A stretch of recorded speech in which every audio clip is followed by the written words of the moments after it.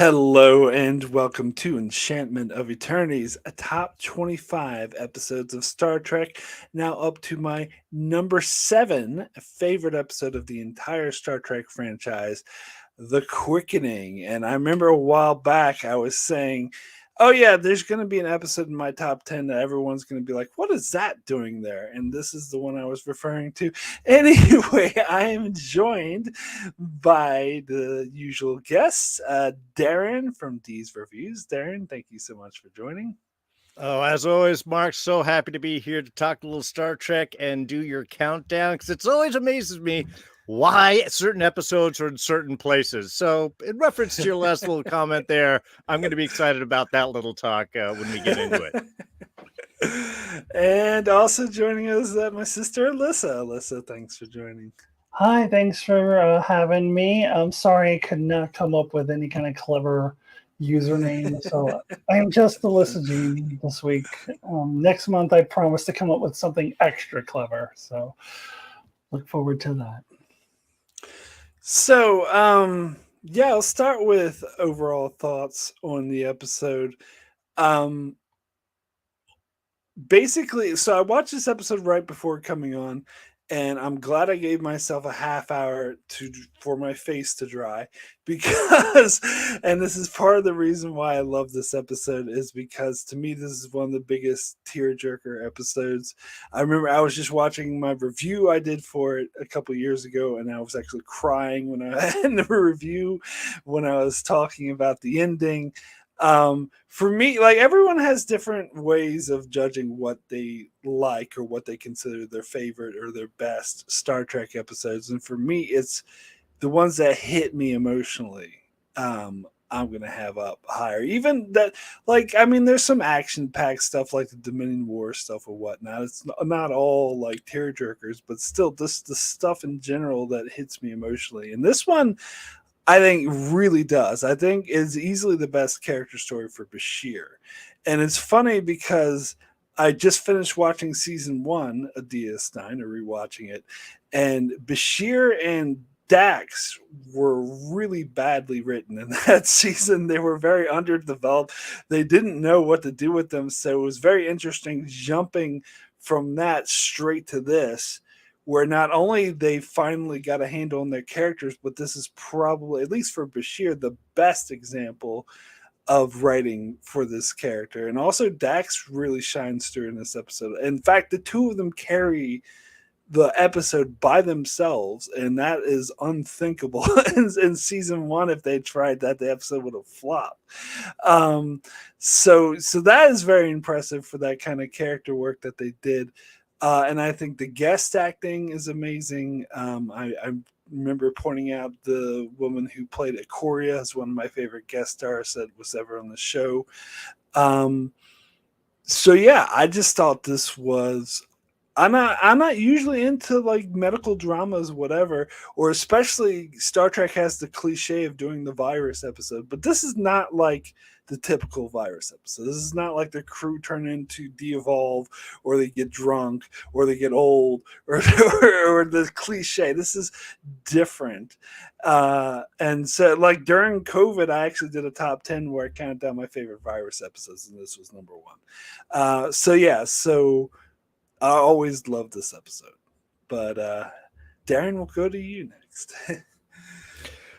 Yeah, well, see, I was in fact just talking with my wife about this beforehand, saying I love getting into these talks with you and Alyssa because it's always, at this point, you're really into all of the best episodes, and which rank higher or lower really does often come down to just personal taste. This one has hit you more, this one has hit you less. So I was really curious to dive in to see what was it that grabbed you. And it's funny you say is how much of an emotional hit that it had, because I too was catching myself going, yeah, Star Trek does a lot of these virus stories and things like that, but God darn it, if it's just not kind of hitting me a little bit hard right here. And so I think they do a really good job of following that arc. One, you're right. I think, how they're able to sink into Bashir's character and how he would deal with a near impossible situation. I think is a great path to sort of follow through here. But to me, what really hit strong with this episode is its limitations. This isn't about Starfleet comes in, fixes everything. Everyone's, yeah, we got a little trouble in the middle, but it all kind of comes out at the end. And this really isn't. And, there is a victory, and it's not quite a Pyrrhic victory, but it's close. You can't do it, but there is hope for the future, and that's a good thing. But I love the fact that it shows that even with all of our technology, even with all of our ability, we do have the limitations, and I'll wait until we get to the scene, but there is this scene between Dax and Bashir, where she really just lays it on the line very much as, a an arrogant approach towards things that Bashir may be labeled as on this, or for him, I think it's just, he has the expectation that he's going to be able to do it. And I think it's a great scene that kind of like puts it very cleanly in perspective. So, you're right. They do a lot of these types of, virus medical type things, but the path that they traveled through this and where they ended up leaving it, I think really does put it again in those very thoughtful Star Trek episodes where it's not just yay at the end, but it leaves you to think with something for a while, it leaves you to ponder something for a little bit. And I think those are always the best episodes. Yeah, that's definitely another thing that really appeals to me, that they didn't do the clean, everything's great ending. That there was some light to it, but also some darkness to it. And that's Deep Space Nine for me. That's when Deep Space Nine is at its best. But yeah, that edginess is really it found a nice area for the show for that. Yeah. Yeah, but anyway, Alyssa, your thoughts? First off, I want to give a shout out to Tyler in the chat, noticing that I am in a different location, even though I have the same background, because I was wondering if people would be able to notice. I would look at it and I can notice I'm in a different place, but it is the same background, different apartment. But anyway, shout out to Tyler there. Now, as far as the episode, so my history with this episode is I remember several years ago, Mark, you did a video on it, and it was before I did my rewatch, or at least before I had gotten up to season 4, maybe, of Deep Space Nine, which I remember doing during COVID. So I think I was doing it 2019 to 2020, was doing my full Deep Space Nine rewatch. And you just heaping praise on this episode, and I was like, "What episode?" Like I'd seen it before, and I vaguely remembered it, but it's not an episode that ever stuck out of my memory. Never made an impression on me. Didn't give two thoughts about it. And then when I did get to my rewatch of Deep Space Nine, and it got to this episode, I was like, "Okay, I can see why Mark loves this episode." Also, in my rewatch, I could see very clearly that that this was the best Bashir episode. I thought that the Bashir in season 1, I mean, saying he was poorly written for is the nice way to put it. I thought he was irritating as fuck. And I remember thinking that when the show first aired back in the 90s, I hated that character for the first couple seasons. It took me a while to get over that. He just had this, I don't know, just this is obsession with Dax, and was just kind of creepy and arrogant and just kind of an asshole. And I hated him. And that was my initial thoughts when I saw the show in the 90s. And then when I did the rewatch, I was like, yeah, this character sucked in the first couple seasons. And this was I mean, not that he didn't become better before this, but this was the episode that was like, this is a good character. Like, and Alexander Siddig is a great actor. Like, this was that episode when I was doing my rewatch. And I think the thing that I appreciated the most, the thing that made me go like, oh, okay, I see where Mark is coming from here, was the fact that it does not have the cliched ending, and yet still a hopeful ending, not a completely bleak and dismal, and which I kind of think Deep Space Nine is as a whole. Like I think that's a microcosm of what Deep Space Nine is. That is a little darker for Star Trek, but there's always hope. It's not like it's not BSG dark. It's not like everything is just always going to be terrible and there's nothing we can do about it. Um, there's always that glimmer of hope, and I appreciate that as complex writing. That because if this did have the cliche ending where Dr. Bashir just against all odds solves the blight and then everybody's cured. I mean, I would venture to say this probably wouldn't be in your top 10 if that was the ending, because that I know that I wouldn't give a shit about this episode if that was the ending. It would just be cliche, but it is that edge, and what's more, it gives you insight into Bashir's character and also a little bit of character growth. Although we'll talk about that ending because I think he's still, in some ways still the same.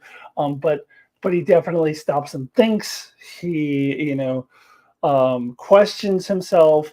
And that's good stuff. That is great writing. So you're absolutely right when you say this is the best written episode for Bashir.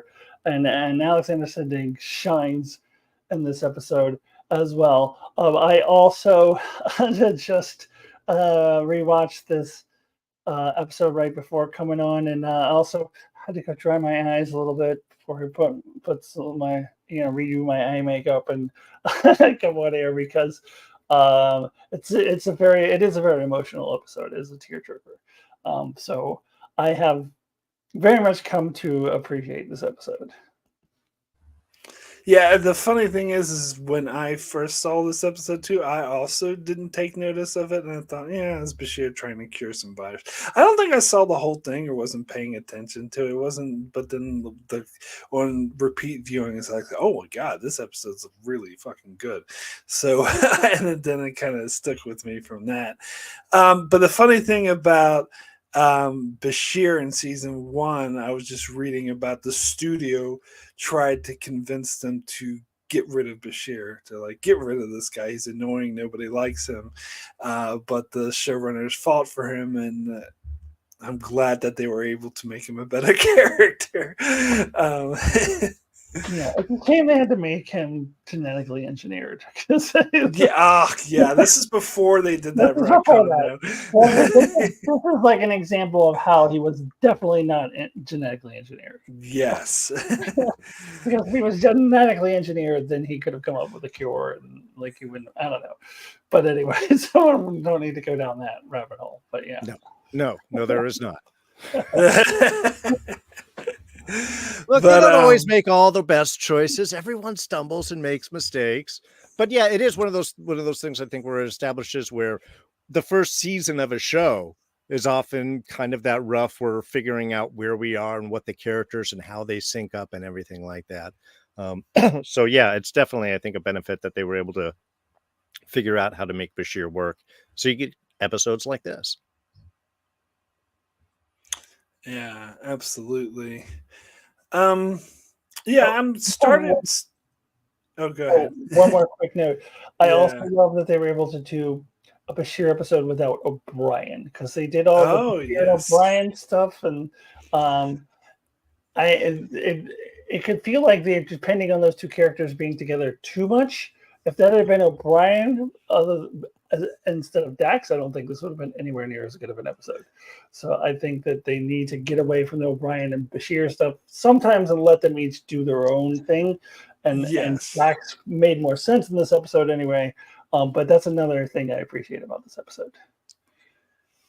Yeah, and I thought that Dax's character really shined through in this episode as well. And yeah, if O'Brien, I agree. If O'Brien had been there, it would have distracted too much from the storyline.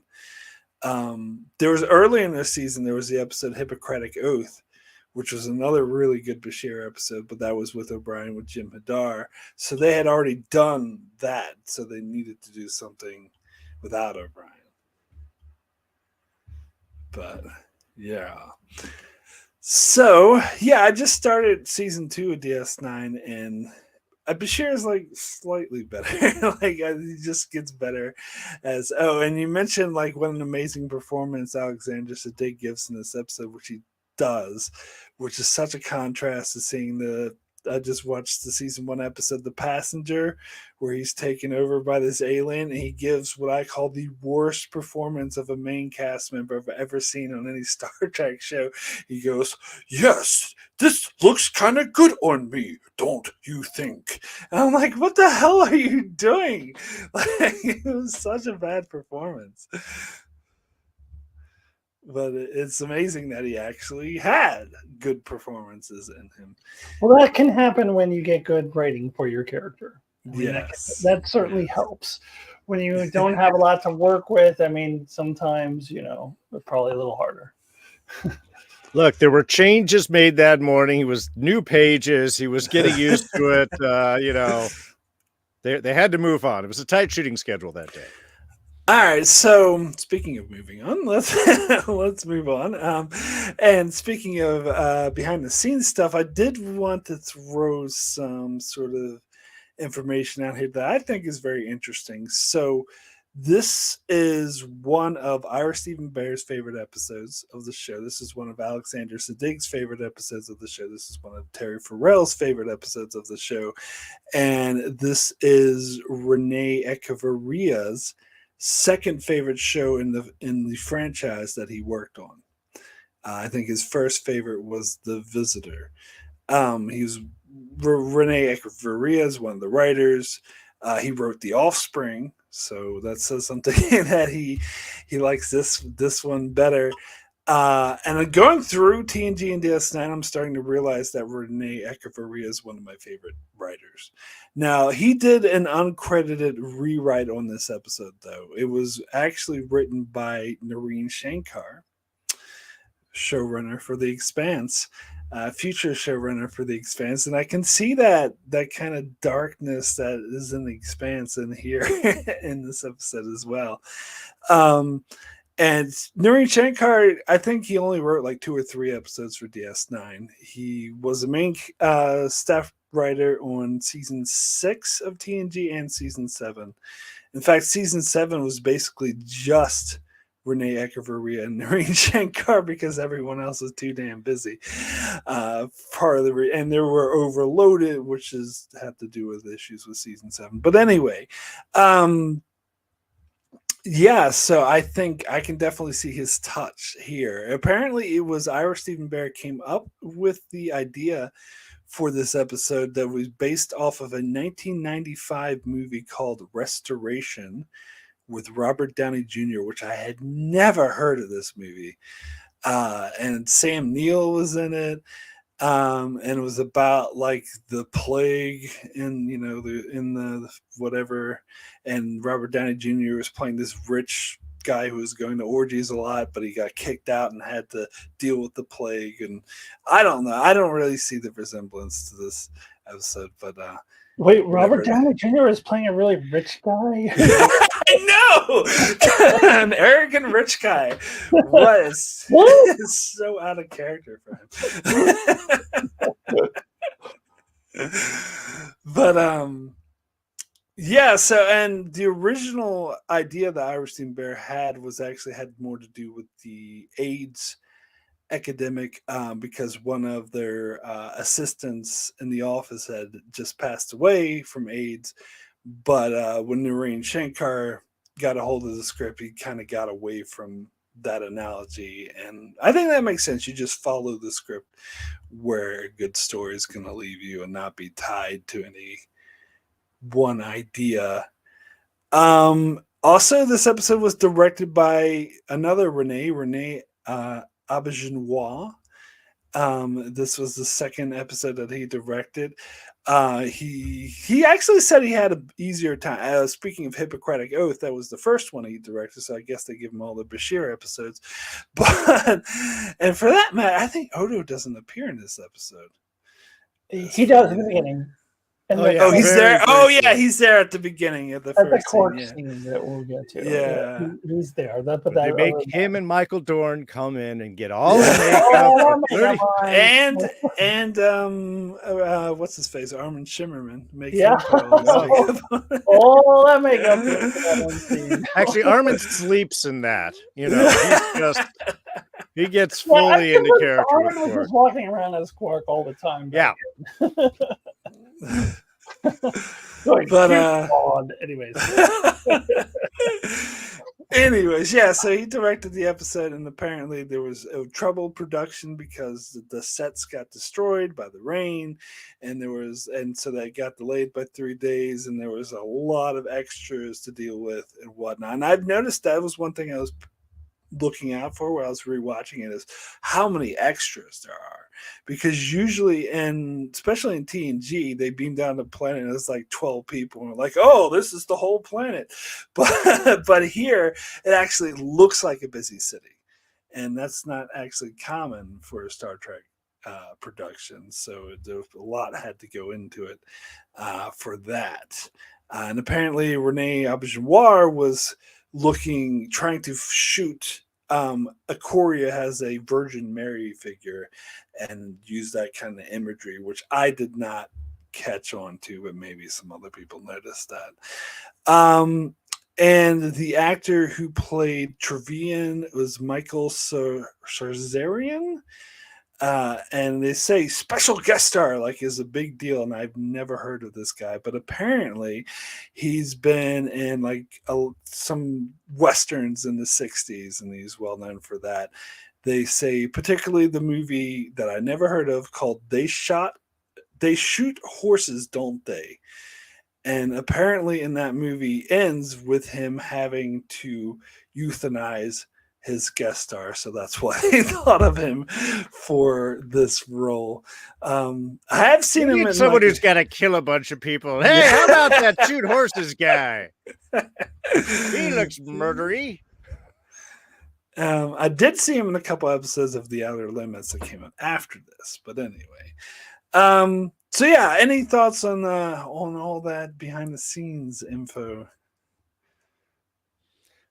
No, I just wonder if Rene Auberjonois did actually get full in makeup into Odo to direct all of the episodes. Probably not, but that would have given an interesting other take on this. No, it's actually, I mean, you're right. There are a lot more people, and that's one thing I did notice when they shot this. There's a lot more people that are like out and around.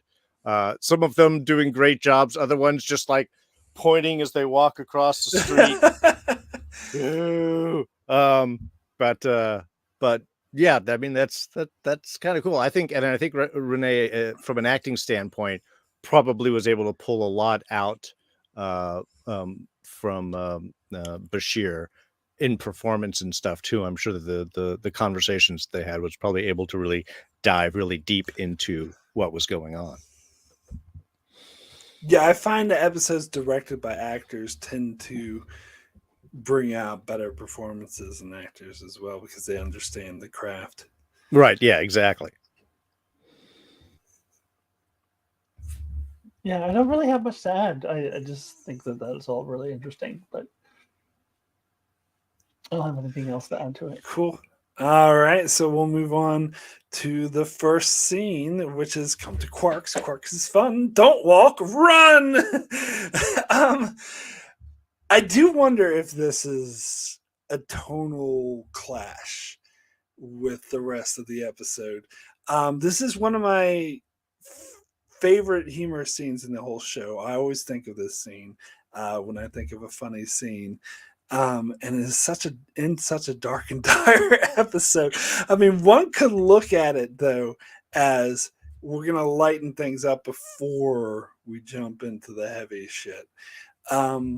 But yeah, I think it's always been one of my favorite moments of the entire show. And it was one of my favorite lines when Kira grabs him and says, if you don't have all these advertisements out of the station by the time I get back, I will come to Quarks. And believe me, I will have fun. And I remember thinking that, well, how realistic is that Quark would actually be afraid that Kira would really go down and kick his ass?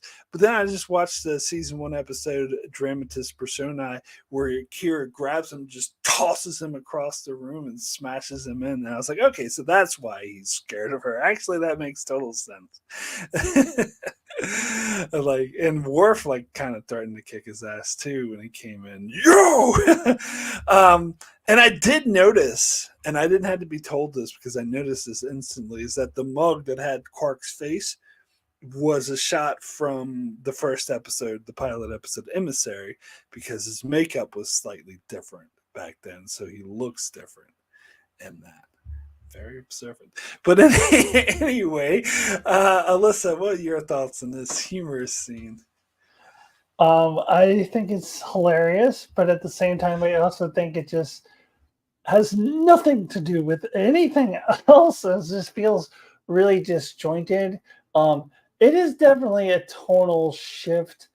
I don't know necessarily that it works as, I don't know, as oh, let's start off with something light because we're going to do something dark later. I think I would just generally probably prefer, let's just do the dark stuff that we don't need this. And I would hate it if it wasn't funny, but it's hilarious. So I forgive it all of its sins because I think it is one of the funniest scenes. But as we were talking about earlier, all those people, Armin Shimmerman, Renee, and Michael Dorn all have to put on all of that makeup for like however many hours it takes them just for that little 5-minute scene. So, well, they get to be in the episode and O'Brien, so it's a way to fit all the characters in the episode. Way to squeeze the can. And Gross is going at the very end, so that at the end, yeah, get everyone on there. Yeah, if I thought this scene was stupid, I would be like, "What the fuck is this? Why did they do this?" But because I think it's hilarious, I forgive it for not belonging at all in this episode, having nothing to do with anything else. So, do you think it would be better if it was just in another episode that would fit? I mean, I think it would be. I think it would. Like, I don't want this scene to not exist. Yeah, because I did really enjoy it. But I think it would have made sense in a different episode. Perhaps one that is about Quark, that builds off of that in some way, that then follows Quark, but is maybe a different plot, but like that has something to do with this, that is some way tangentially related to it. So yeah, I would never axe the scene from the series, but it maybe didn't quite belong in this particular episode. Yeah, what actually happened was after they finished shooting everything, they were about 4 minutes light. And they have these scenes just floating around. They come in when they have extra time. The actors all get together and they goof off. And they're like, "Great, we've got one of these. We'll just plug it in. It's a plug and play go for the episode." Obviously, no. But it does exactly feel like that. It feels like they had like an extra little scene floating around that maybe went to something else that didn't fit in or was whatever, and they just plugged it in because, yeah, it has nothing to do with the episode. And you could say that it gives a lighthearted moment before the heaviness of the rest of the episode. But I don't think this show needs that. I don't think any of the newer Star Treks needed that to be able to balance and offset. I think they've had enough serious episodes. So, again, it's a great scene. And honestly, I love little Quark when he's just like, "Walk, don't run." It's like, yeah, it's catchy, isn't it? It's everybody is having a great time. And I love that the mug, it's when you pour it, that's when it starts making the noise and not when it's right up. So, it got a little clever. But yeah, it really does feel like a plug and play scene just to fill in time. Yeah. I also appreciated that it is so 1990s. that advertisement and the song and all that is so 1990s, and they're in the 24th century. But I love it. I think that's, well, everything old becomes new again. Yeah. The styles always go around. Yeah, well, at least they're not using paper like they were in the cage. But anyway, yeah, there are some. I wouldn't actually be surprised, Darren, if you're actually correct, if they were short on time and wrote the scene as a filler, because I have read instances of episodes where they specifically did this. We're like, oh, this scene's in here because we're running short on time and we needed something else. Because apparently they, at least for Next Generation, I think it's true for DS9 as well, is that they try to write the scripts short so that they never go long. So it's very rare for them to actually go longer than what they need for, but then they will end up being short more often. But wow, yeah, I mean that makes sense just from an expediency standpoint. But yeah, because then they could easily have just shot this on another day where those actors were in and they were doing a short day, and they're like, "Hey, we got to do a filler in for 425." Okay, come on, Yeah. Oh, I also think it's equally possible that they just like, all right, we need to get Worf, O'Brien, Odo, and Quark in the scene. What can we do with that? Like they the need contracts to be in this guarantee that they're in 2/3 of all of the episodes. These guys were short. We needed to get them in because there's only one more episode in the season after this. It totally could be that too. So who knows? We'll have to wait for the DVD. Behind the scene extra. Oh, they don't do those anymore. Blu-ray? Oh, no. There's a DVD, but we're never gonna see DS9 on Blu-ray because it's too damn expensive to do. Sadness. But anyway, let's see. So then we get them going through the wormhole. I was like watched the scene several times because I was curious. Like I couldn't remember why they went into the Gamma Quadrant in the first place, and apparently it was O'Brien upgraded some new flashy sensors on the runabout, and so they were going to try it out and do a planetary survey. I'm like, okay, I guess whatever excuse you have. But I do like the season 4 episodes that they actually go to the Gamma Quadrant, because once you get in past season 2, they don't go to the Gamma Quadrant that often unless it has to do with the Dominion. Now this one's tangentially related to Dominion, but it's not a full-on Dominion episode, so I do appreciate that aspect of it. But anyway, so they beam down to the planet, and again, this is where the set and the extras are great because they just have a long shot. It was good shooting, well, like Rene Auberjonois, I think is pretty good director, and all the different extras, and you see that it's like falling apart, and it looks like a shanty town, and then of course someone comes up and dies in front of them, and they take her to the or almost is dying, and takes her to the hospital, and that's where they meet Trevian. So Trevian is a very interesting character, and I've been trying to determine whether or not this episode is making a statement against euthanasia, because I was thinking maybe it was, especially with Bashir's attitude towards Trevian. But the more I think about it, the more I think that it's not, that it's more presenting the pros and cons and not telling you which way to think about it one way or the other, because it is, you understand why Trevian and the other people feel the way that they do, because they've had that virus or that disease for 2 centuries, and all attempts to cure it has failed, so that they completely lost all hope, and they've just adjusted to life.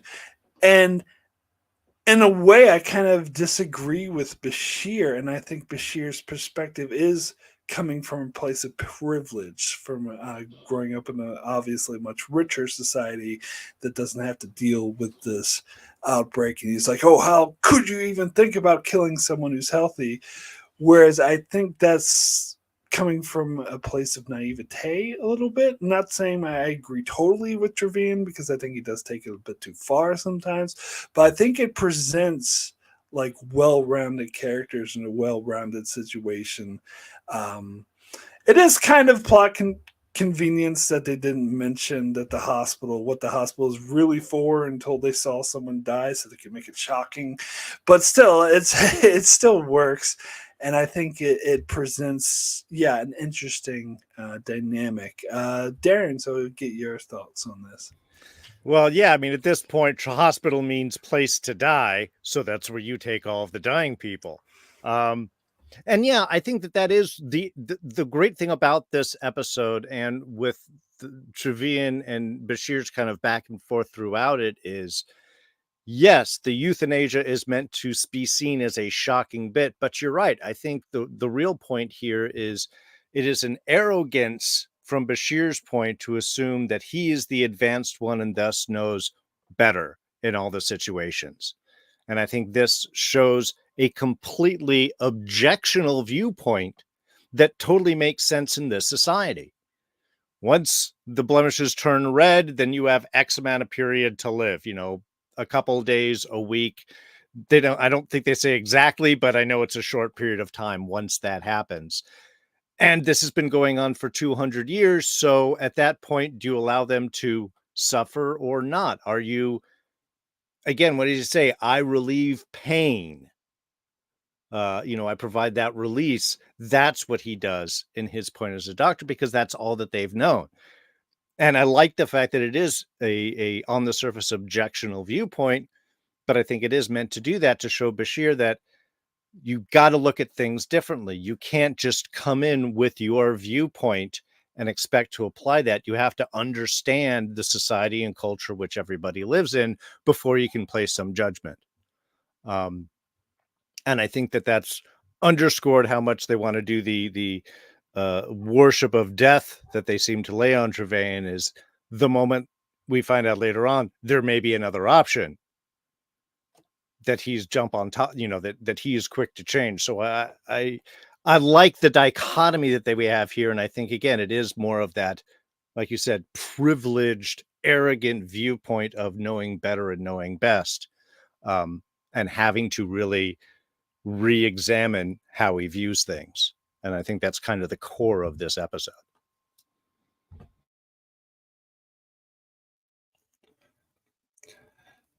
Yeah, and I agree with you, Mark, that Bashir is coming from a place of privilege and being culturally insensitive, like not being able to, like putting the values of his culture and his experience onto other people.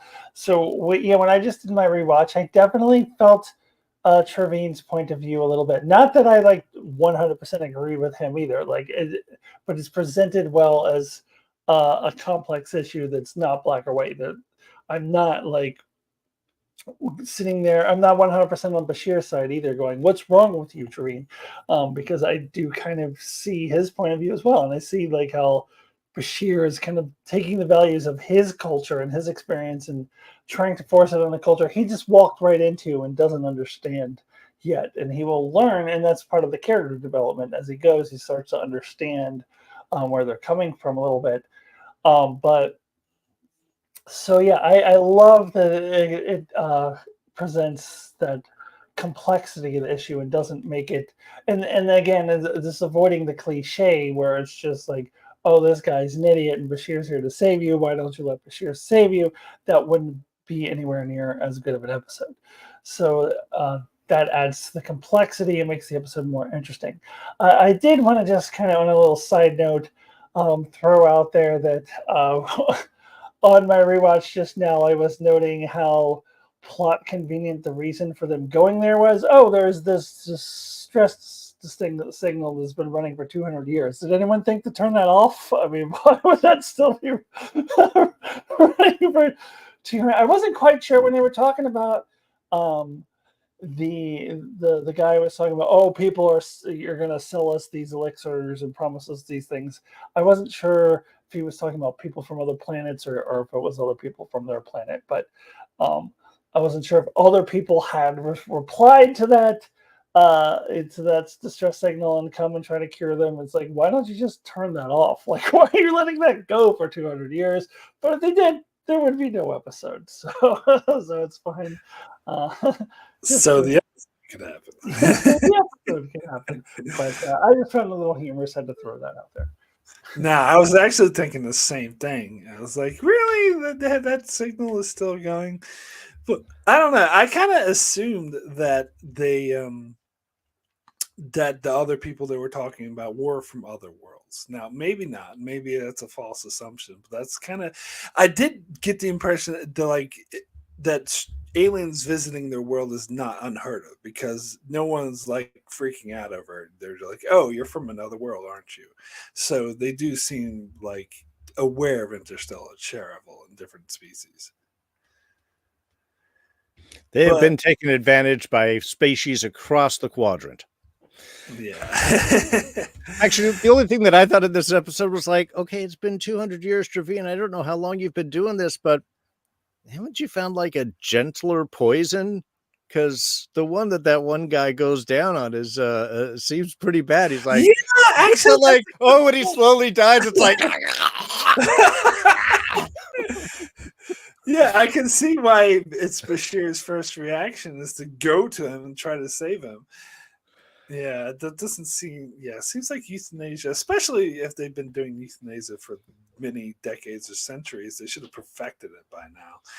Where, yeah, that's the only kind of rough spot. Because if he just looked over and he was like, "Oh my God, he's dead," that would be one thing. Oh, that's what the thing. But it's like, yeah, we gave him the chocolate poison. It hurts more, but it's got this chocolate flavor that everybody really likes. That's what he chose. He had a choice between the peaceful, you just fall asleep poison, or the. And that's what he wanted. He's always over dramatic in life, and that's how he chose to go out. Oh, Jesus. All right, so I got a big thanks. Jordan Johnson got a super chat in the chat. Thank you so much for the super chat. Very much appreciate it. Saying, Mark, congratulations for making it to DS9. I've been meaning to tell you that since you started doing 2 seasons at once. Well, thank you. Thank you very much.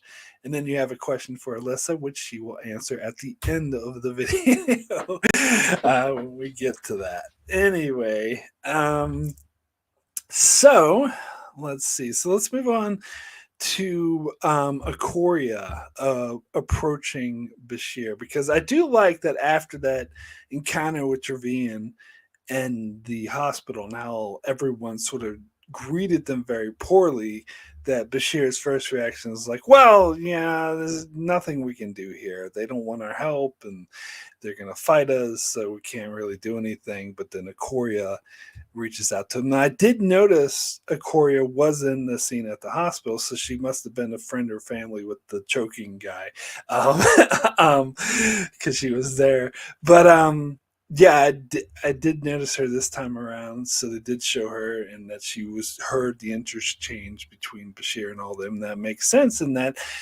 she's pregnant, and so she wants to have hope. She wants to survive long enough to give birth, and so sort of volunteers to help Bashir and Dax stay, and that's what changes their mind. And then you get the interactions of them like setting up shop, and I love like Dax. This is where she has like that. She does bring a little, I wouldn't say humor, but lightheartedness to the episode, where Bashir will say this technical jargon and Ikoria looks confused, and she's like, "Oh, well, let me translate that." And the whole thing about where he's like, "Oh, have a seat," and she's like, "What?" It's like, "Oh, doctors like to keep you waiting. It makes them feel important." So I guess they still do that in the 24th century. But anyway, so yeah, so I thought that whole interaction between them, I thought it was a great introduction to Ikoria. You sort of get a sense for her right away. I think she's written well. I think she's acted well. Yeah. So Alyssa, we'll get your thoughts on this. Yeah, and again, I like the complexity of this episode. I like that it's just not everyone is an asshole and everyone is like, "What are you doing here?" So Ikoria was a really interesting character and a really important character to have for this plot to work. To have someone who's like, "No, I believe in Bashir," and her reasoning pretty sound. Like she wants her baby to be born. So, and you really feel for her a lot, especially as you get to know her. So, yeah, I thought this was a great introduction to that to that storyline, and kind of puts Bashir off on the path that he ends up going on, where we do see some character development, and we'll talk about that as we go. But he was ready to just be like, well, I guess they don't want us here. Like, fuck these people. Yeah. But the fact that there were some people who were like, no, actually, we would like your help, even if they seem to be the minority, but it was enough for Bashir to stay. So yeah, I thought this all worked really well. Yeah, and I thought that was an interesting scene where Courier brought them to her little building or whatever, and there was a bunch of kids running around. They seemed very excited. Oh, they're coming! They're here! So some people were really excited to have them there. Well, I mean, I think kids get excited about almost anything. Oh, new people, they're gonna come, they're gonna do stuff. And also you have the youngest, the most hopeful of life. And I think that's a great thing that Ikoria sort of provides here is even in a society that may be worshiping death, the possibility of new life, of continuance, the fact that her husband had died, will make you start finding any possible solution. And, according to Starfleet rules, if one person asks for help, you have to stick around and help everybody. I mean, I think it's in the manual somewhere. So no, I mean, it's a perfect kind of thing, but you're right. It's unless the Prime Directive prohibits them from doing unless the Prime Directive. Well, they shouldn't even know that you're there if it's a whole Prime Directive thing. You've got to be in the whole outfit and costume and everything. Unless you're Kirk and you just don't give a fuck. And you just don't care. Prime Directive's important, but people. So it was a nice setup, and I think that's the fact that there are kids there, that is the life and vibrancy upon which we're like, okay, this is where possibilities can happen. So I think that was kind of a fun, a nice choice to have this setting right there, as opposed to just, a dingy apartment upstairs in the back.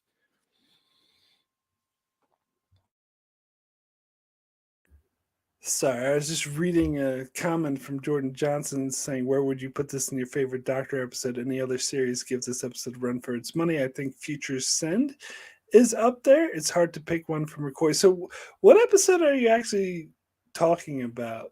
Because I'm thinking of Futures End, but isn't that the one where they travel back in time? That's the one from Voyager when they go back to the 90s.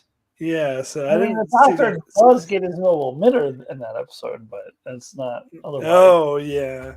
And I wouldn't call City on the Edge of Forever a Doctor episode because, Dr. McCoy is in it, but he's in every episode. But yeah, as far as episode focusing on the Doctor, I think this is probably the best one. I mean, are you talking specifically about like a doctor doing doctor-y things? Because I think he's talking about Robert Picardo, the Doctor. I don't know. No, because he says, "Where would you put this in your favorite Doctor episode?" Oh, okay. Right. I was gonna say because Future Said, I was like, is the Voyager? I was confused. So okay. Yeah, but he gets the mobile minter. I would say that my favorite Doctor episode is Living Witness, but he's not really like acting as a doctor necessarily or doing doctory things or like Bashir. But okay, yeah, that's true.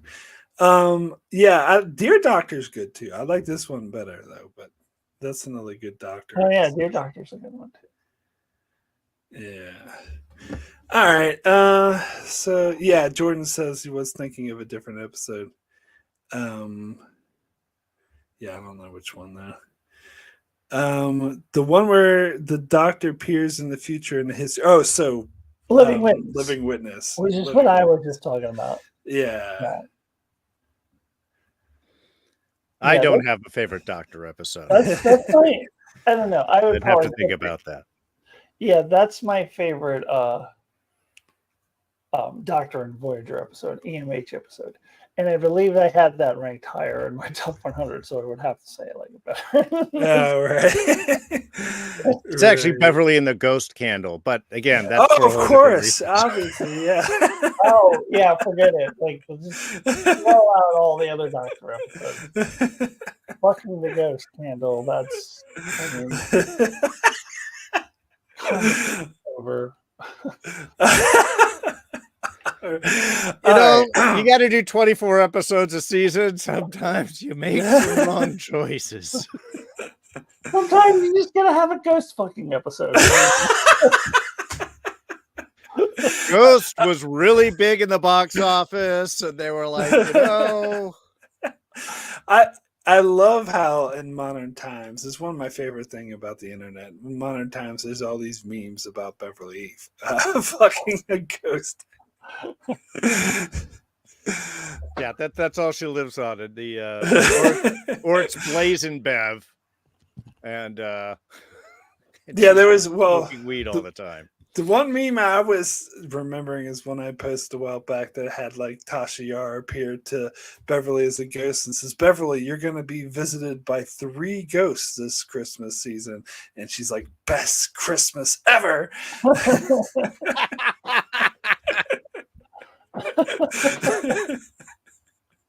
It's so wrong. I love it. All right, let's get back on track. So let's see. So then so they realize they don't have enough of a pool. Bashir needs more volunteers, and so they go out to look for volunteers. And you have that bald dude who's like the stereotypical, asshole guy, and it doesn't seem. I don't know how much I buy that he was one of the ones that volunteered, but I feel like he's the character who already has lines. So they have to, they don't want to hire another actor, so they're going to use him. But no, I guess you could make it make sense that he was just like, the hell with it, and has this cavalier attitude because he's the one that's kind of bumping into Bashir. It's like, oh, you're still here or whatever. But I do like the scene where they go out into the city to look for volunteers, and Bashir sort of heals. This is, I think, partly when Bashir is being a little bit arrogant. Because he's like, why don't you, I can help you and whatever, and he heals that little kid's broken arm. And I think Trevine is actually correct to be like, oh, healing a broken arm bone and curing the blight are 2 different things. And then Bashir is like, oh, I'm not making any promises. And then Trevine responds, see, take care that you don't. Other people have made broken promises or spread false hope, and we make their deaths look like a blessing, or make the blight look like a blessing compared to their deaths. And I don't know. This is probably where Trevine loses me. That's pretty fucking harsh. If what he's saying is true, that they like torture people to death just for trying to cure the blight. Now, if they're like scamming, okay, I can kind of get that, but still, that seems like very overly harsh. But maybe he was just exaggerating to scare Bashir off. I don't know. I think he was. That's how I read it, but who knows? Yeah. Well, I also think that he is exhibiting there that the danger of false hope. And I'm sure that there have been people that have come that have made big promises, because that's what the bald guy says first. Well, what do you want? You want my best elixirs? You want the clothes off my back? As I'm sure people have come to promise all sorts of things with their fancy technology. But even as Trevane had said in the scene beforehand, hey, we used to have advanced technology. We had all this great stuff. We traveled to planets around us, and now we got nothing. And we have all tried. So again, it's that kind of back and forth here, I think. And so I think it's just that fear is like, don't give people all excited that you're just going to dash their hopes, because that is even more dangerous than not helping at all. I think from his point of view. Yeah, and I think his line about not spreading false hope and will torture you to death is really signifies just how hopeless they've become. Like, Yeah, exactly. view hope as like a dangerous thing and something to be avoided. But anyway, Alyssa, your thoughts on this scene? Um,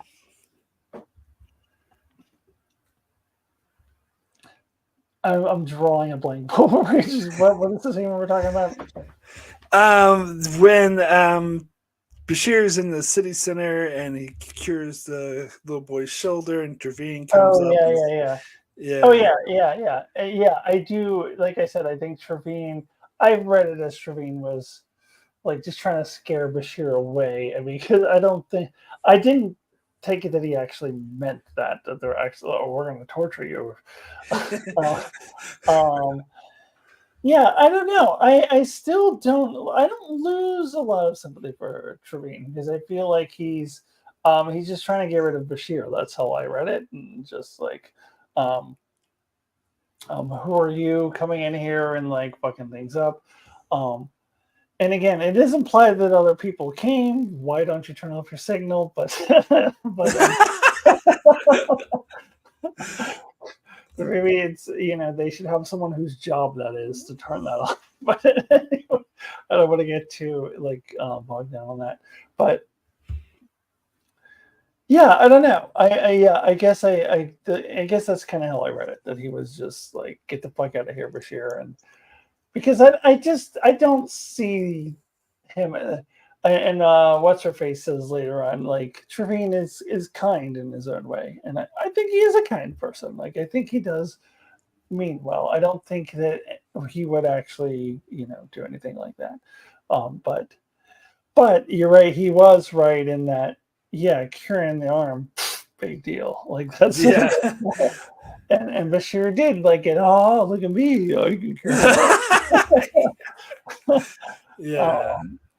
So, yeah. But I think that Bashir's kindness did rub off on some people. Some people did see his sincerity, that he wasn't trying to swindle them or con them, and that he genuinely believed that he could find a cure. And I think that's why all the people ended up showing up to volunteer.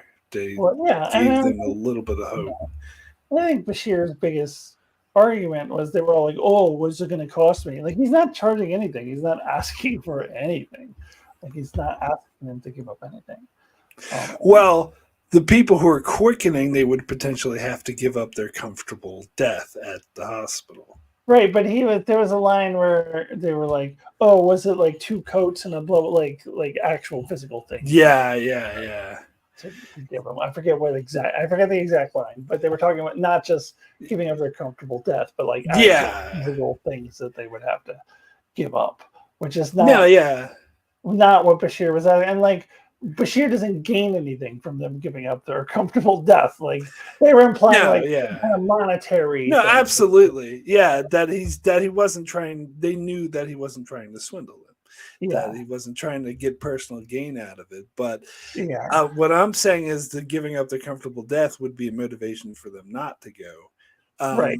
Like, but not that Bashir is going to, like, he's trying to get something out of them for personal gain. Yeah, and I think that's why eventually why they do show up, and that the one bald dude even says, "Well, I gave up my death for this, so this better be good." So he was willing to put it aside.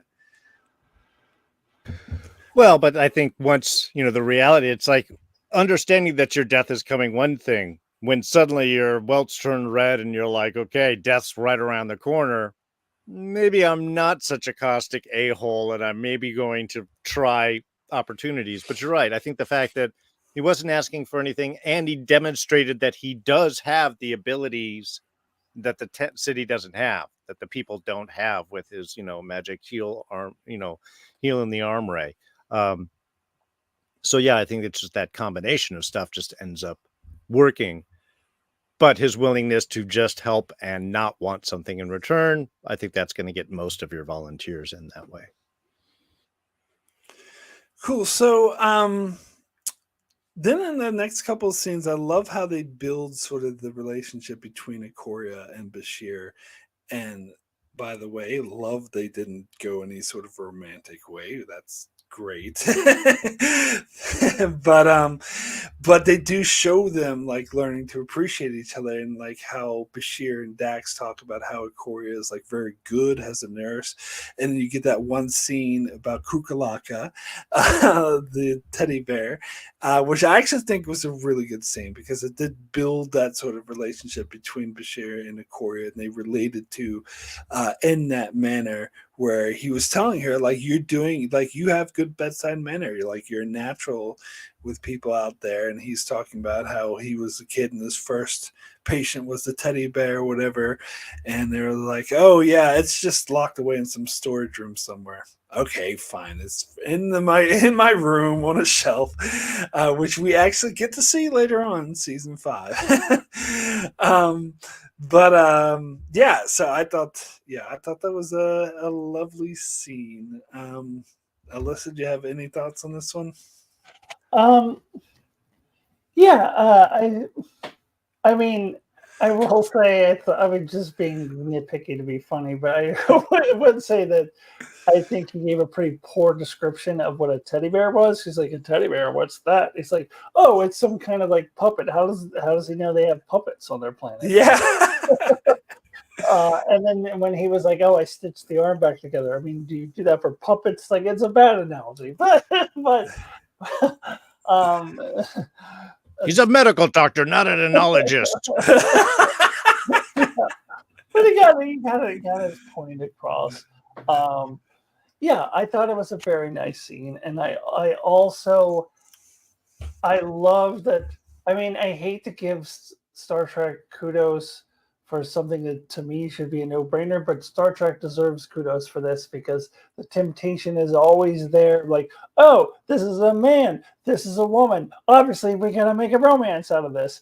And there's so many. You guys have heard me, if you've watched my channel, rant about the bad romances. I have a whole top 10 about the bad romances, and the bad romances far outweigh the good romances because they always felt compelled to be like, here's a male character, he's a female character, they have to have a romance. So I do give them kudos for resisting the urge to do that for the benefit of the story, because the story is better not having that in there.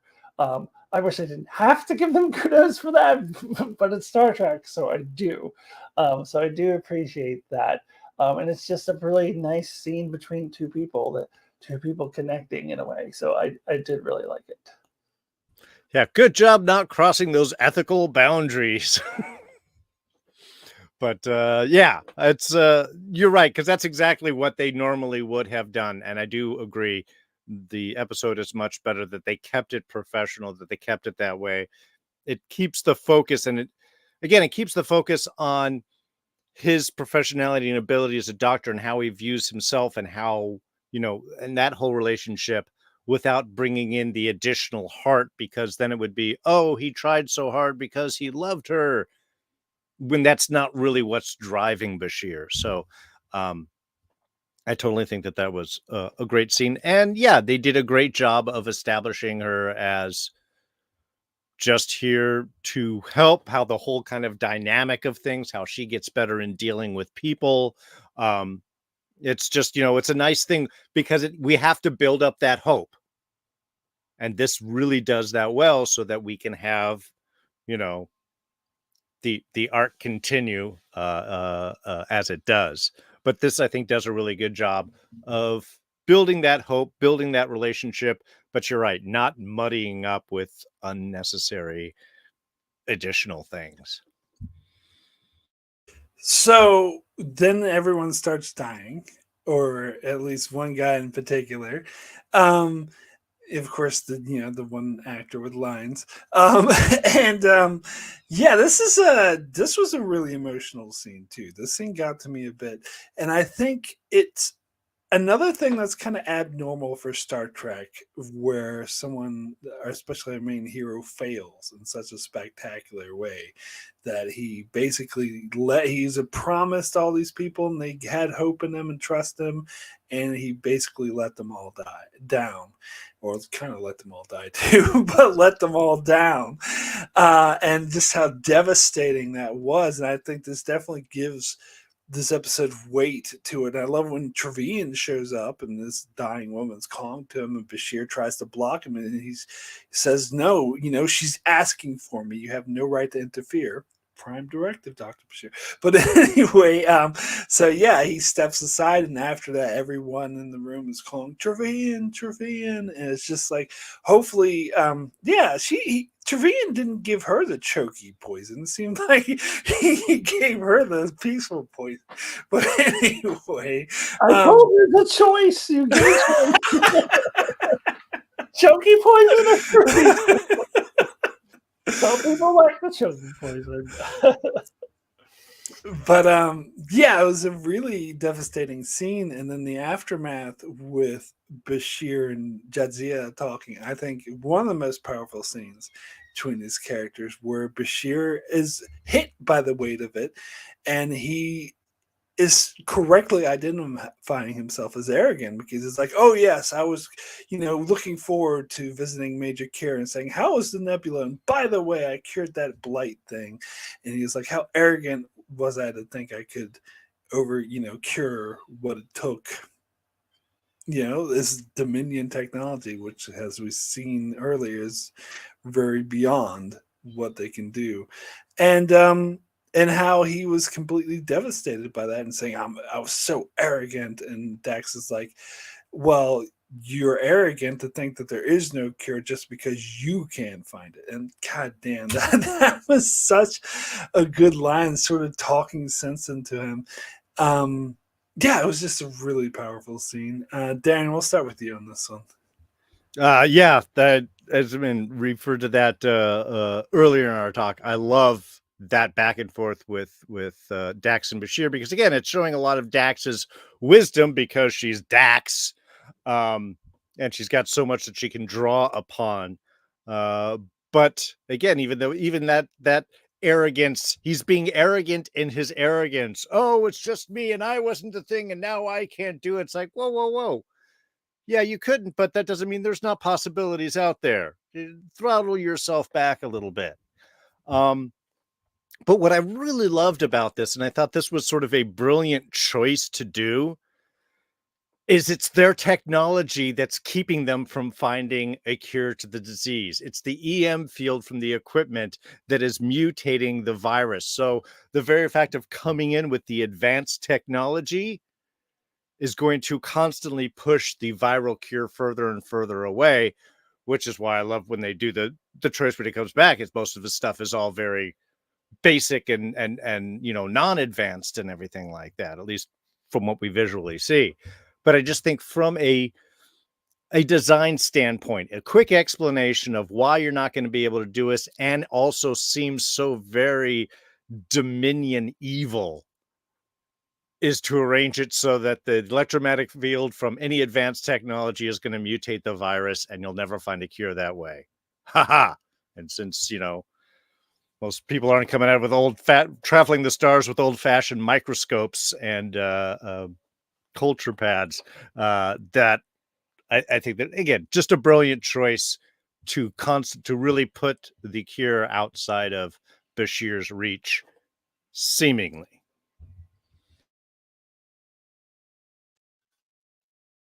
Yeah, I love how, again, they're defying the trope here, where if it's the trope, everything ends up hunky dory and happy, but not only does everything go horribly wrong, but you get the reveal that they're the ones causing it. They're making it worse by being there, and I thought that was really powerful.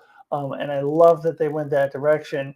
And then, of course, that does lead to the scene of Bashir questioning himself, coming to the realization that that he isn't. He was arrogant, because he definitely was, and that's where a little bit of my sympathy for Trevine came in at the beginning of the episode is because Bashir definitely was being arrogant. So he comes to that realization, but then Dex with that just the perfect line, just demonstrating. Oh well, actually, you think you figured out that you're arrogant, but you're another level of arrogant because you think that there's no cure for this virus in existence just because you can't figure it out. Um, so yeah, powerful scenes. Both of those. We kind of rolled two scenes into one in this discussion, but both of them really powerful scenes. They kind of lead one into the other, and yeah, and this is again why Dax was the perfect choice to be the character for this episode. For one, as you pointed out, they already did O'Brien, but also like Bashir and Dax, they had their thing in season one. That's what really drove me crazy when Bashir was always obsessing over Dax. It was really irritating. And then there was the don't even get me into the. I know it's one of Mark's least favorite episode, the "Wishes You Were Horses" episode, where everybody imagines different things, and Bashir imagines that Dax is really lustful over him, and what a long way that these two characters have come.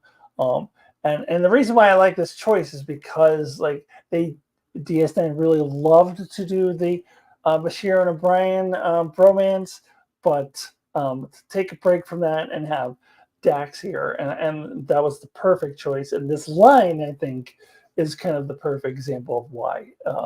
That because she's the one who could have that insight. So yeah, great scene. Absolutely. So I didn't like what comes because then Bashir once again has decided to leave because he's like, yeah, I fucked things up here and they're probably better off without me. And also I believe it's time for Kira to come pick them up anyway. But then I like how he's saying goodbye. Again, this is like a really emotional scene. Another really great scene is when he's saying goodbye to Korea.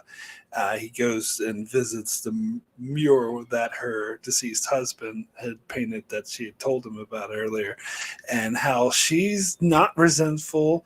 She's not sad. She's not upset. She seems kind of at peace with herself. She's like, and Bashir is very apologetic, but she's just like, "Thank you for giving me hope. It was good to have." And that sort of convinces him. He's like, "Nah, fuck it. I need to stay here. I need to stay with her." And goes up to Kira and says, "No, you guys can head back. I'm staying here." And he'll just call DS9. How is he going to call DS9 again? Does he have like a high-tech transmitter or something that goes to the wormhole? I don't really know. But, and I think it's implied that he could have been staying on that planet for quite some time, maybe even a couple of months. I'm not sure. So who is the chief medical officer at Deep Space Nine? He just local chief medical officer? I mean, I guess the war hasn't started at this point, so maybe like he's needed to feel but whatever. It's just one of those things. It's the time dilation effect of network sci-fi series. It feels like he's gone for 3 months, but it's really only the afternoon. It's it works weird that way. All right. So anyway, Alyssa, your thoughts on the scene? Yeah, actually, I was gonna start with that. This is, who's the chief medical officer? But yeah, no, I like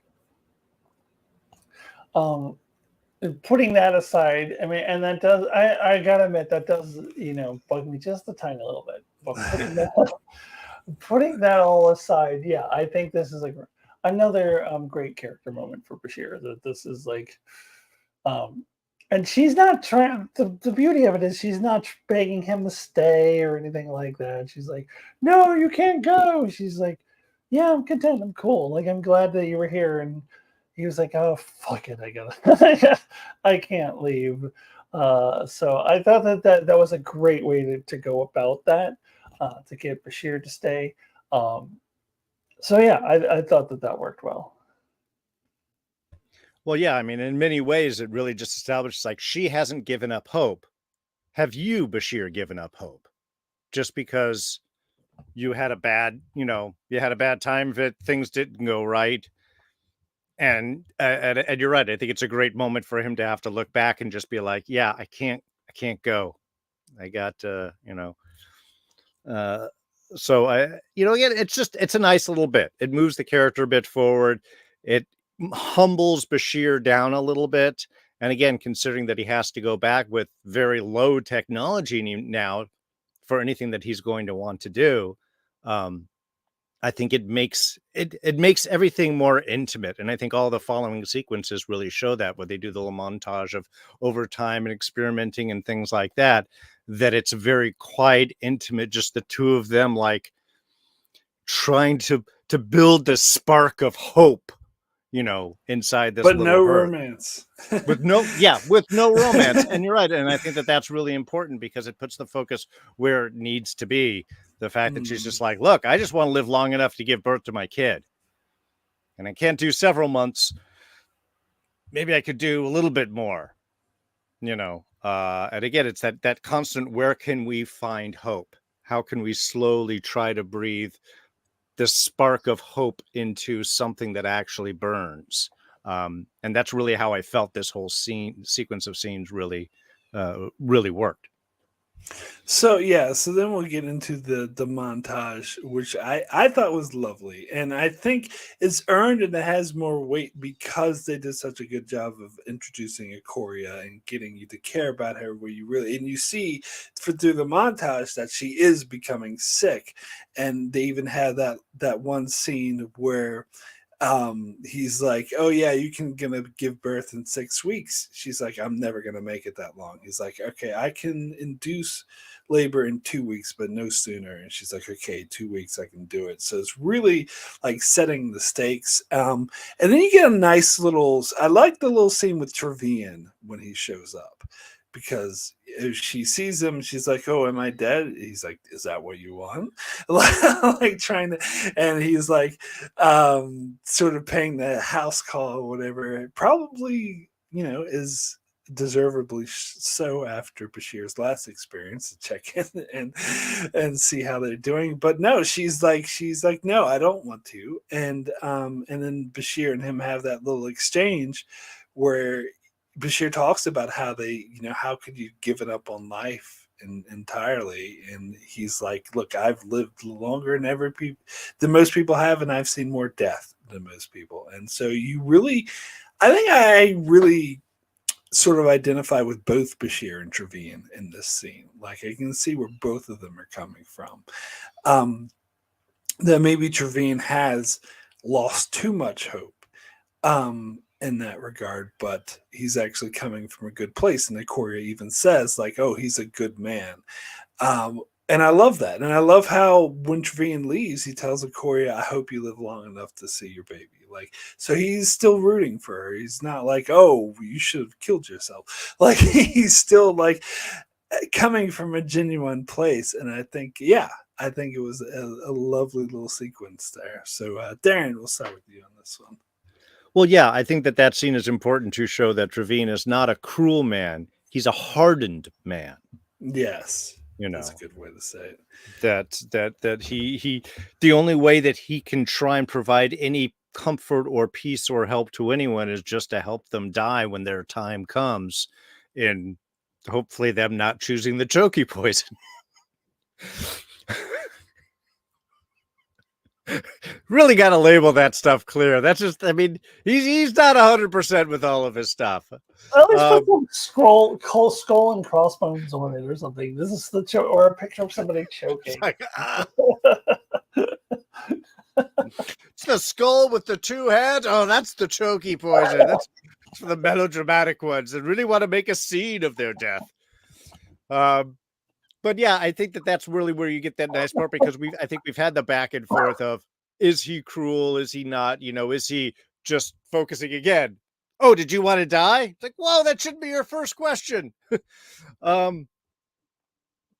but yeah, I think it is, and it's softening now their position. Now the hardened man, maybe can he risk having a little bit of hope, and the over the arrogant man, can he have a little bit of humility and understanding to where these people have been going through? And I think that's part of what this whole montage sequence also shows is now he's got to live with this and the effects of everything and kind of have that real experience of the people on the planet.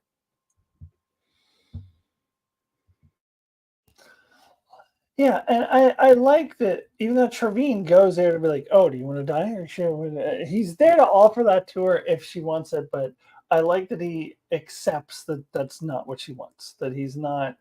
And I think that gains a lot of sympathy for him from me. That he, um, yes, he is this hardened man, but he's basically there to provide people what their wishes are, what they want. He's not going to force anything on anyone. If she says no, I prefer this. I want my child to live. So I'm willing to go through that. I like that he's able to accept that. I'm like, all right, well, good luck. I hope your child.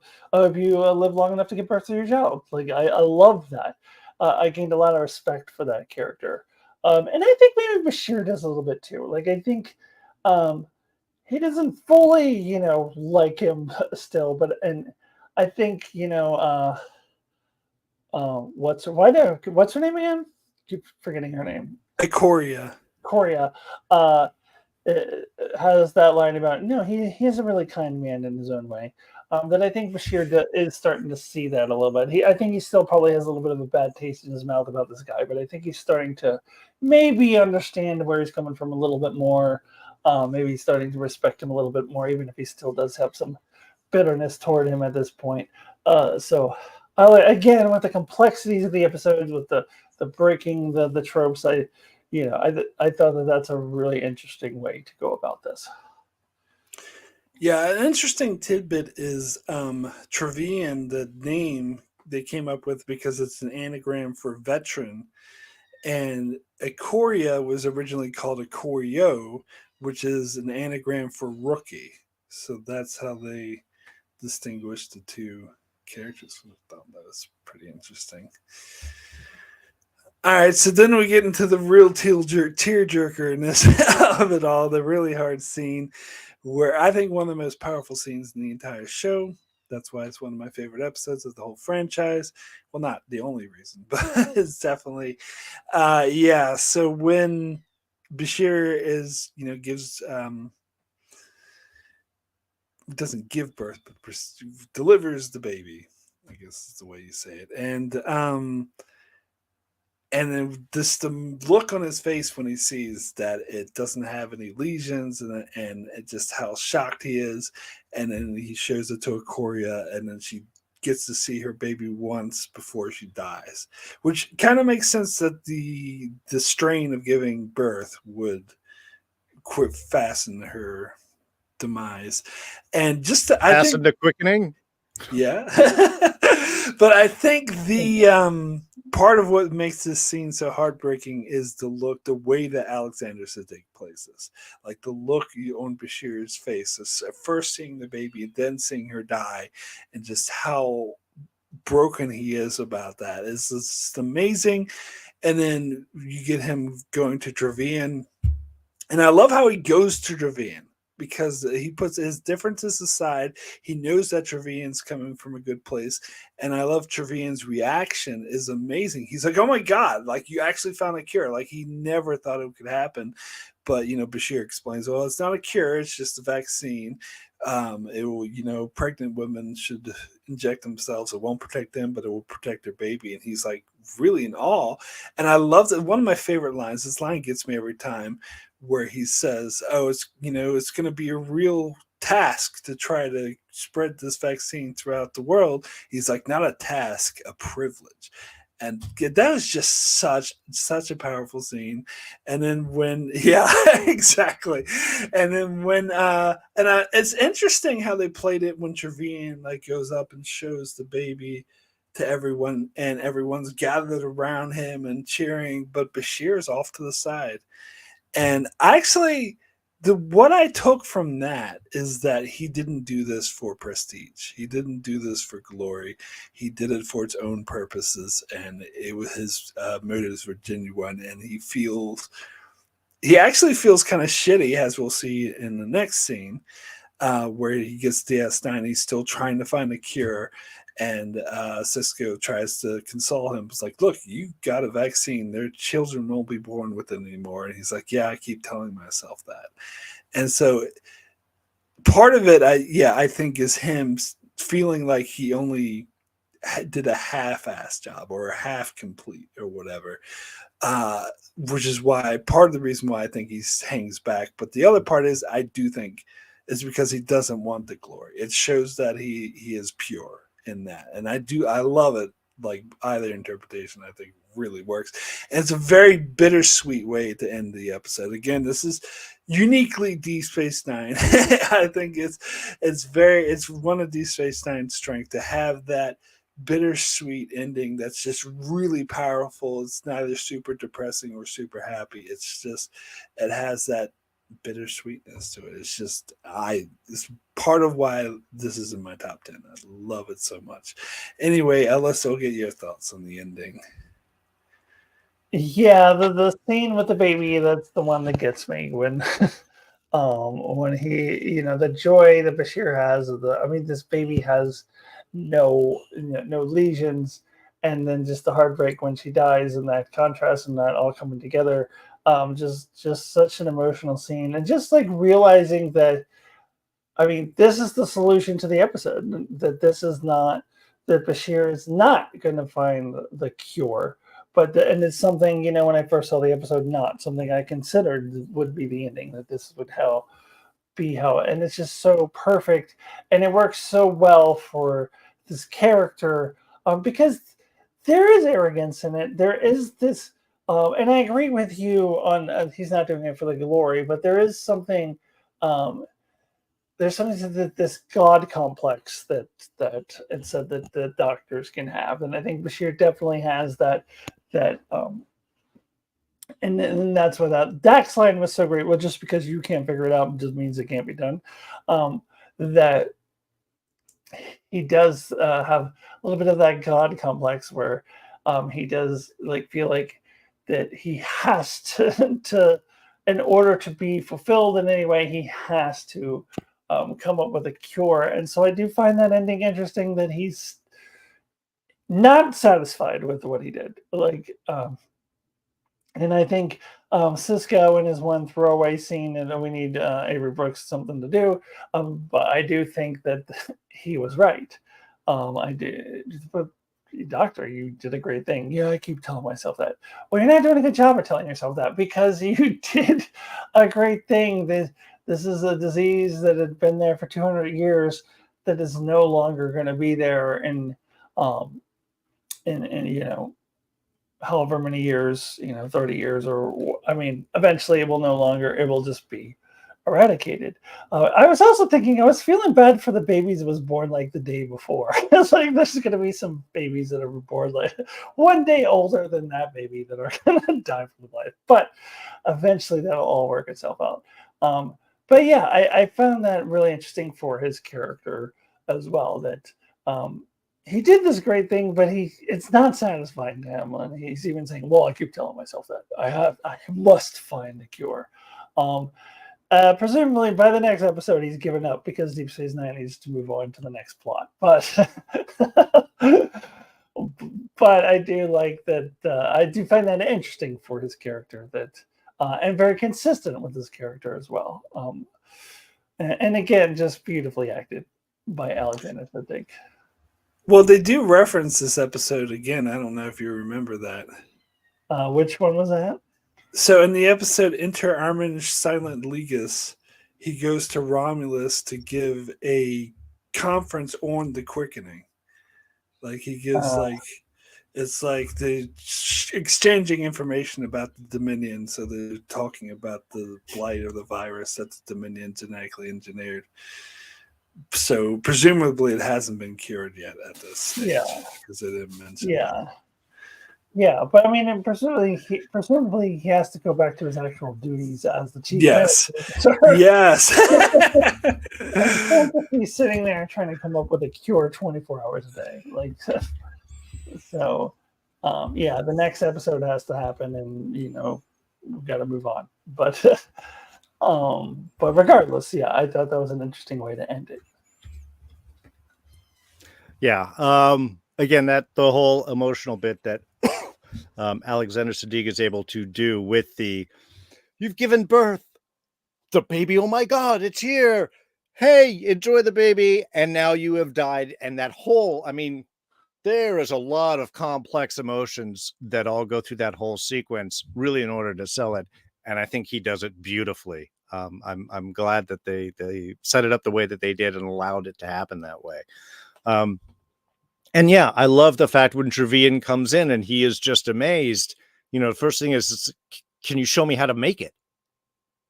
He's on top of it. And you're right. And that line, it's not a challenge, it's a privilege, to go and do this. And you can see now suddenly he has hope, and you can see that dawning on his face, which I think was just amazing. And really the performances do carry the emotional weight in this, and the scene, you really need it. I had noticed Bashir also off to the side there, and I like how you're seeing that is him. Like, again, this isn't about me, focus on the tomorrow, on the you. I'm going to go back and do this. And I think in some ways they leave the episode with the idea that, he's never going to solve this. He's never going to find a cure for this.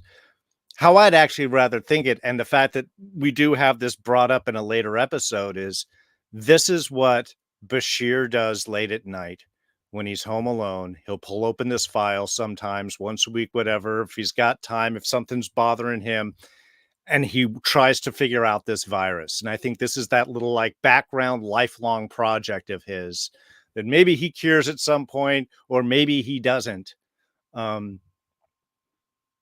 But that's the thing that kind of continues to drive him as a doctor to find the cure. And I think you're entirely right. It's not so that he can have credit for doing it. I think because he just sees that it really does need to be done.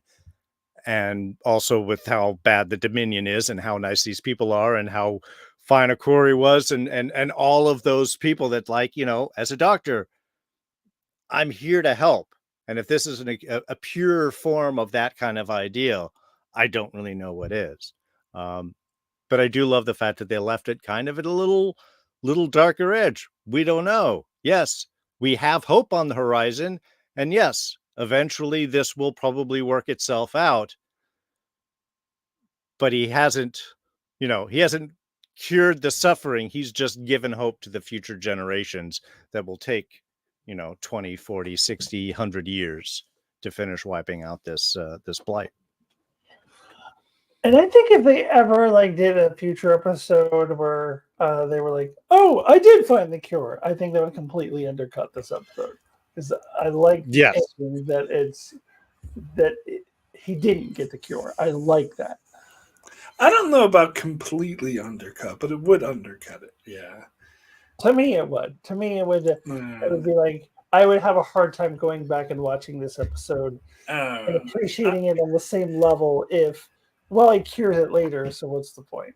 Well, I mean, because it's still, I don't know. I would still like the episode. I think it would just undercut it a little bit, in my opinion. Look, in 5 years when they do Star Trek Bashir, they will revisit the episode. It's like in Voyager where they mentioned in a line of dialogue in season 5 that they cured the Vadians cured their phage. See that? That was bullshit. Yeah. Oh, by the way, that thing, took care of it. But as far as there being another doctor in Deep Space, I'm sure they got more than one doctor there because he's the chief medical officer. So there's got to be other medical officers. But the chief medical officer is pretty important. I mean, you can't just have well, there's only 3 beds in that doctor's office, right? Or maybe. Where are you gonna put the other doctors? And you never see another doctor in Deep Space Nine, I don't think. You do in like the Next Generation, and certainly Discovery has two doctors, and even TOS had Dr. Babenga pop in every once in a while. But you never see another doctor on Deep Space Nine.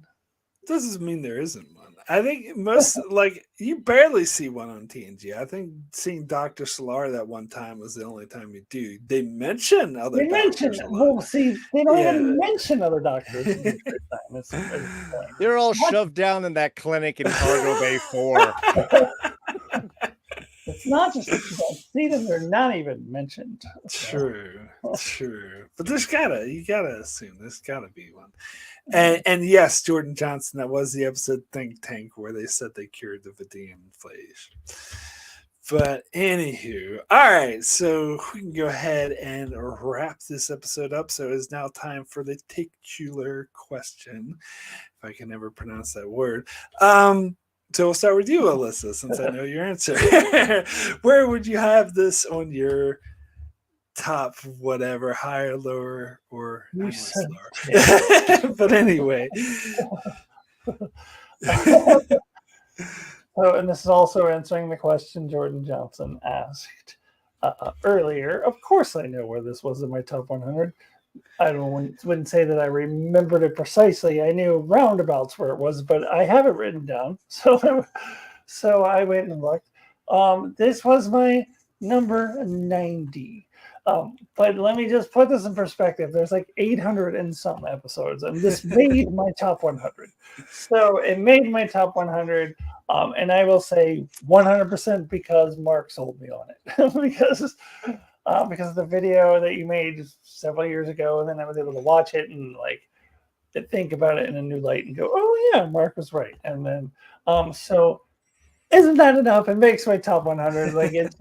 It's not one that the way that you did really grew with me and really had an impact for a long period of time. It was one I discovered, somewhat recently, relatively recently. So it's the ones that are higher up tend to, in my top 100, tend to be ones that have impacted me for a long time. So, which is the same reason I gave for why Enterprise does not, nothing in Enterprise makes my top 20, because I just didn't sit with it as much. So, yeah. But hey, it's in my top 100, so but it was quite a bit further back. But I still love this episode, as you can tell by what I said about it. So I wanted to ask you, because I don't know if you remember a while back when we were doing this, and I mentioned to you that I had one of the episodes in my top 10 was in your 90s, and you said, I think, yeah, I knew it was this. You knew it was this, yeah. Yeah, I mean, I don't know if I knew immediately. I think I had to look at it and be like, "Oh, it's that one." Yeah. It's I don't know what else it would be that was in my none of the other ones in my 90s would be in your top 10. So, yeah, I knew it was this one. All right, and Darrin, would this be higher, lower, or around the same? Well, I would have to say probably a lower number than 7. This might have moved up into the teens or so like this. I mean, it's a good episode and I do enjoy it. That being said, it's not one of those episodes where I've been able to sit with for a long time. And I know that a lot of times, at least some of my favorite episodes are ones that I've seen several times. I get excited about, I've sat with, or maybe have, not hit me originally, but on a second or third viewing, I've really found something that's gone on with that.